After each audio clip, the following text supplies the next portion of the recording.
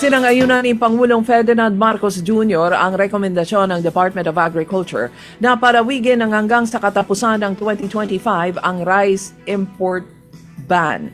Ayon kay Agriculture Secretary Francisco Tio Laurel Jr., nais ng Pangulo na mapanatiling stable ang farm gate prices ng palay.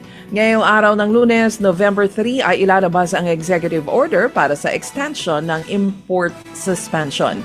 Subalit ipinahayag ng samahan ng mga magsasaka ng palay sa gitnang Luzon na sa kabila ng rice import ban ni Pangulong Marcos, marami pa ring mga imported na bigas sa mga pamilihang bayan. Nakataas na ang signal number 2 sa ilang mga lugar sa Eastern Samar dahil sa bagyong Tino.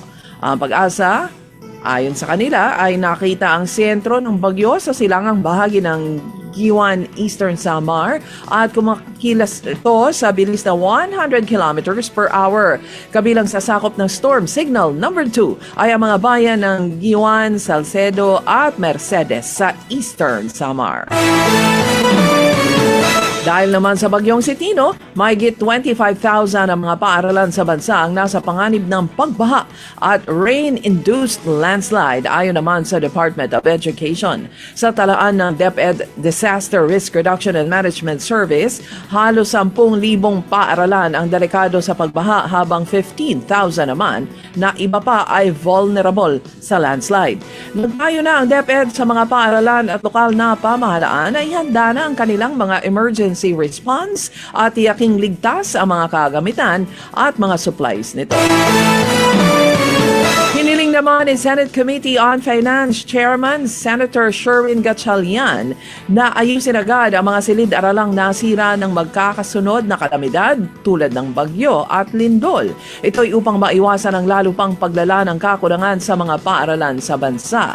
Binigyan din ng senador na dapat kumilos ng mabilis ang pamahalaan dahil may posibilidad na lumaki pa ang kasalukuyang kakulangan na humigit kumulang sa 165,000 na mga silid-aralan kung maantala ang pagkukumpuni. Sinabi naman ni Senate Minority Leader Alan Peter Cayetano na ang K-12 education program ng pamahalaan ay isang halimbawa ng magandang programa, subalit nawala ng focus ang gobyerno. Sa kanyang social media post, ipinaliwanag ni Cayetano na nagsimula ang K-12 sa magandang pananaw, ngunit kinulang sa pondo at maayos na pagpapatupad. Si Cayetano ang isa sa mga tumutol sa pagpapatupad ng K-12 noong Aquino administration dahil alam niya na hindi ito kayang pondohan ng pamahalaan.